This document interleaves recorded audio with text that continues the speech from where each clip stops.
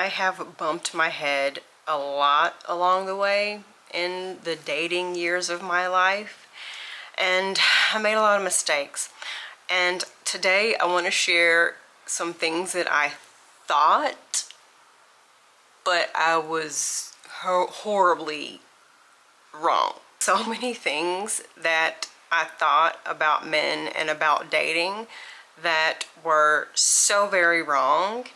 And you know, you live and you learn. I won't begrudge who I was as a person back then, because I was doing the best I can with the level of knowledge and confidence that I had at the time. And without those situations, I wouldn't be here with this content helping women all the time.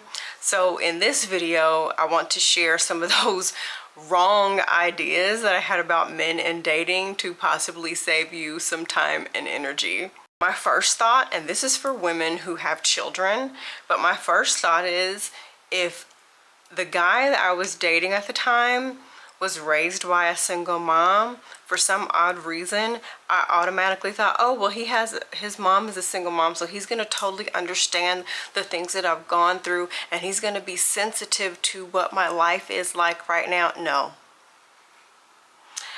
No. They treat you like anybody else. If they are not a respectable man, they're not going to care what your backstory is, what you've gone through. As a matter of fact, they will put you through even more hell than what you've been through before. And also, I was always smart. I didn't have men around my children or anything like that. I had like one serious boyfriend that met my kids, and we had been together for like a year and a half, I believe. But other than that, it was not a revolving door, and I'm really thankful for that, because a lot of men target single mothers so that they can try to take advantage of their children. So in all my stupidity, that's definitely one thing that I'm thankful that I put my guard up when it came to my children, and I just didn't have men around my kids. I just didn't want that at all. And while we're on the topic of people's backstories and what they've gone through in the past, I used to think that if I dated a guy who went through the same mental health issues as me, or had a hard life growing up, that because of that, he was going to automatically be this kind, understanding, and sweet person. Wrong. Have you ever dated a man with unhealed trauma who, instead of going to therapy, at the very least reading a damn self-help book, takes out all his trauma on to you? It's a horrible situation to be in, which leads me to my next point. I used to have this thought that if a man had any kind of issues, I used to think that I could save them. I used to think that I could love them enough. I used to think, I was super religious way back. I used to think that, oh, God put this person in my life so that I could help them. Wrong. First of all, you can't help someone who doesn't see anything that they're doing as a problem. Nor can you help someone who doesn't want help for the issues that they have. Also, it is not your responsibility to help another grown adult unless you are getting paid to help somebody sort out their life. It's not your job to help a grown adult sort out their life. Now, if you're in a relationship with someone and y'all are both en route to get your shit together, and you're both on a healing journey, I can see that you are being supportive of each other. But that's totally different from thinking that you can just love somebody enough to make them change, to make them treat you right, to help them get their shit together. Which leads me to my next point. I was a sucker for potential. I used to think, oh, they're destined to do great things. They have the potential to be so amazing. Do you know how many people are walking this planet who will never tap into or nurture their potential? Every single one of us walking this planet have the potential to do amazing things. But how many people are actually going to do said amazing things? How many people are actually going to put in the hard work to make the changes, put in the discipline to go after their dreams, or to, you know, like I said, to actually tap into that potential? I don't care if you look at him and he has the potential to run the country. If somebody doesn't want to put in the hard work to do that, they're not going to do that. And you're going to put yourself on this hamster wheel of constantly making suggestions of things that they could be doing to better themselves, and it's not going to land. Nothing is ever going to change, and you're not going to do anything but frustrate yourself and possibly waste even more of your time and money trying to put them through fucking classes and seminars and buy them books and shit when they really don't care. They're really not serious. I heard this woman say a while back that she only dates men who are already fully potential. No more falling for potential. You need to already be fully potential. I need to see the fruits of your labor. You know, I'm 42 years old. Potential is cute. You know, if you're young and you have a high school romance, you guys are both in college and you're both starting out, you're both developing and setting roots into this earth.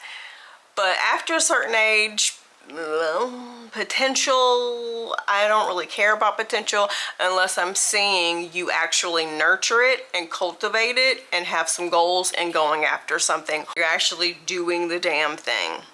The next thing that I used to believe that was super toxic was that it was okay to date someone who was broke. Because, oh, you can't judge someone by their financial struggles. Oh, everybody's going through a hard time, which, I mean, totally true. And even if you're not going through a hard time, something could very well happen that could change that situation and make you go through a hard time. However, and this is a mistake I made even in my own life, because I tell women all the time, if you yourself are broke, you also should not be dating. I had no business dating when I left my abusive ex-husband. My business should have been focusing on getting my shit together. Although I still did that, I also was still out and about trying to date and all that shit. But anyway, when it comes to men, a big mistake that we make is thinking that money doesn't matter, okay? And one of my late family members said that at the very least, they need to be on the same level financially as you. Meaning, if you got a car, if you got a place, if you got money in the bank, they also need to be having those same things. And after a certain age, come on, there's no excuse. I need to know that you are not with me because you need to borrow my car, because you need a roof over your head, because you need food, because you think I'm going to co-sign something for you. And that's another thing I'm very proud of myself. Even in the height of my pick-me era, I did not give men money. I didn't pay for shit. I didn't let men live with me. I didn't let them drive my car. I don't know how I magically got that kind of, you know, common sense even when I was a pick-me, but it's just something that I wouldn't do because, no. If I, as a single mom, could afford to pay my bills and to have a car and to have a roof over me and my kids' head, what do you mean you can't do that for yourself? Unacceptable, absolutely not.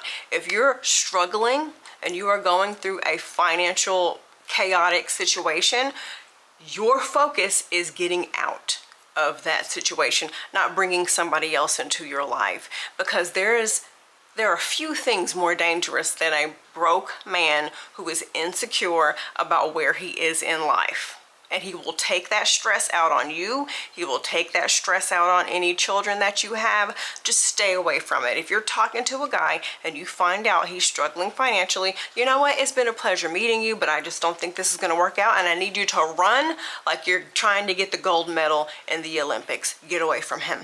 The next mistake that I made, and I literally did not know any better, okay? This was pick-me way back. For some reason, if a guy was dating me, and he talked crap about his ex, I took that as a compliment of, I must be different. Oh, she was crazy and gave you a hard time. Oh, it's a compliment because I must not be crazy. I'm easy to be with. Exactly. I should have been a bitch back then. and all the stuff that they say about their ex, they're gonna eventually say the same thing about you. And it's not that his ex was crazy. His ex just called him out on his bullshit, or he put her through so much mental and emotional and financial trauma that she had a breakdown, and it was his fault. So no, it is not a compliment because he is with you and he's calling his ex crazy. It's not a compliment that he's with you and he's saying, oh, she's keeping me from my kids. Well, why aren't you in court then if she's keeping you away from your kids? We shouldn't be dating right now. Your focus needs to be that court case so that you can get your kids, if that's what she's doing, okay? And also, why is he talking about his ex? I can totally understand if it's one of those, you know, chill evenings, you and your man are together, y'all are sitting down with a glass of wine, eating some popcorn, watching a movie, and you say, hey babe, whatever happened with your ex-girlfriend? You know, tell me, and you're just being nosy, y'all are just having fun. I totally understand that. But out of nowhere, he's giving you the history on his ex and telling her business and talking down to her? No. I will always take the woman's side every single time until I see actual evidence to prove me otherwise. A man talking shit about a woman, red flag to me. And it also could possibly mean that he still wants her, but she don't want him. And he's mad that he's moved on. If he's talking about his exes, get away from him. A big mistake, another big mistake that I made in relationships was thinking that if we do this, things will get better. I can trace this all the way back to my abusive ex-husband. Well, you know, once we live together, everything will be better. Once we have a child, you know, things will get better. Once we get engaged, once we get married, once this, once that, and things never got better. If things are bad now, I want you to thank whatever you believe in, God, the universe, lucky stars, sugar plum fairies, whatever it is, that they are giving you some red flags on a silver platter. And I once heard someone say, no, it's not your fault if you've ever been abused. However, once you get red flags, once you get served the information, it is up to you as far as how you're going to respond to said information. And in my personal experience, how they are now is simply going to get worse as time goes on. Do not live in a land of delusion. He's never gonna wake up one day after one of these milestones happens and think, you know what, I should really start treating her better than what I've been treating her. That's not gonna happen. It's heartbreaking because you're still delusional, you're still believing in potential, you still think that there's something you're gonna say that's gonna wake him up, you still think you're gonna love him enough. It's not gonna happen. I heard this motivational speaker say years ago that sometimes you have to break your own heart and end things as a way to protect yourself. Sometimes you still love that person and you have to end it because it's not going to end well for you if you stay. I admire women who can see red flags and immediately hit the dirt or start making that plan to get out of the situation. The longer you sit and make excuses and hope and pray that things will get different, the more of your time will get wasted, time that you will never ever get back. You are also making yourself sick. I used to lose hair and be underweight and then overweight and then be stressed out. And once I got out of that abusive relationship, magically, all my health problems have disappeared. Interesting. So when you get those red flags, be smart, believe them, and start making your plan to exit that situation. What are some things that you learned the hard way in past relationships that I didn't already mention that you think will be helpful to other women? Let me know in the comment section. Bye.